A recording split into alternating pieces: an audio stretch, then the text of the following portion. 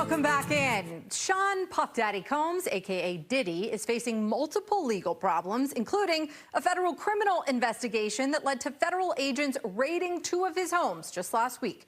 What are the chances that he could face criminal charges? Well, joining me now to discuss is criminal defense attorney Keith B. Johnson. Keith, thanks so much for joining us.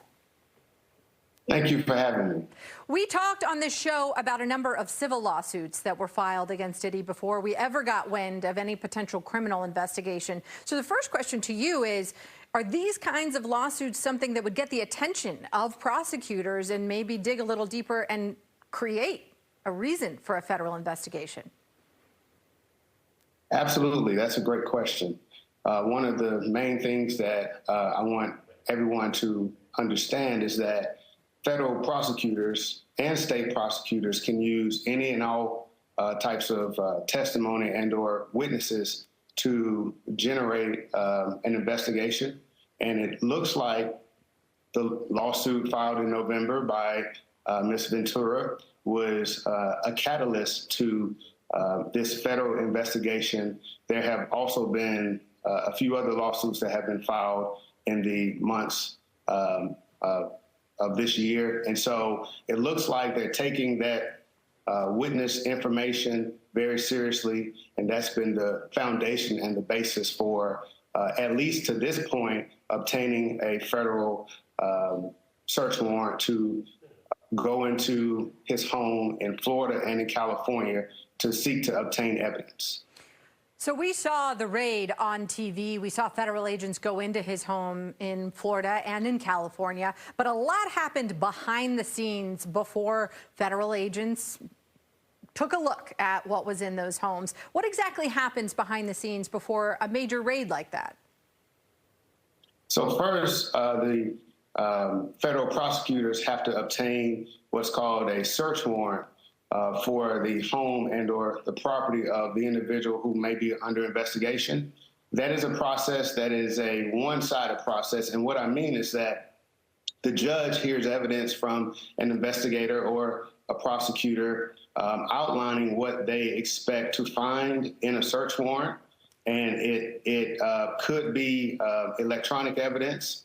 It could be anything that could lead to the prosecution of Mr. Combs, but it's very important to note that the court is not hearing both sides when they sign off on a search warrant. And so it's a very low standard. It's a probable cause standard. And so I don't want the public to confuse the fact that there was a search warrant that was signed to further investigate Mr. Combs and make that jump that there is some guilt that has been found at this point. It may lead to that conclusion, but at this stage, it is still an ongoing investigation. It's very important to note as well that the search warrant was not coupled with an arrest warrant.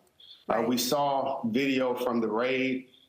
Extreme force was used. SWAT team was called out as well. How often does that happen, that they aren't coupled together? There's a major raid like that, but it's not paired with an arrest warrant.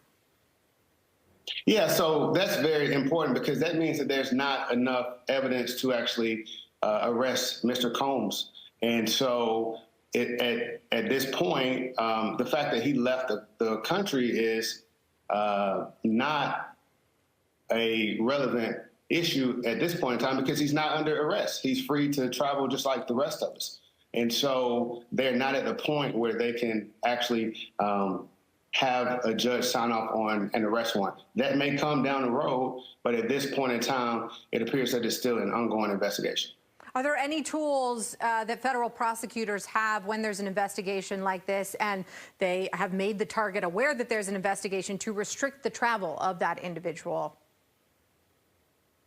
So travel can be restricted once there's been an arrest, and if an individual qualifies for being released on bond pre-trial, a trial judge will then make a determination on what conditions will keep the community safe and also secure the attendance of the defendant in court for future court right. We've talked a lot on the show event. So about the it could two be, conditions for release before any kind of detention. Just quickly here at the end, we only have about 20 seconds, but what do you think happens next? Are you expecting criminal charges? At this point in time, I think it's a bit unknown. I would say that the longer that this takes place, the more information that could be forthcoming. It's very important if they have cooperating witnesses who were there, who are part of these alleged events, who could turn on Mr. Combs. That would be the most important thing that he should be concerned about if those individuals do in fact exist. Indeed, there was some public reporting about cooperating witnesses this week. We'll see what comes of that. Keith B. Johnson, thank you so much for joining us. Thank you for having me.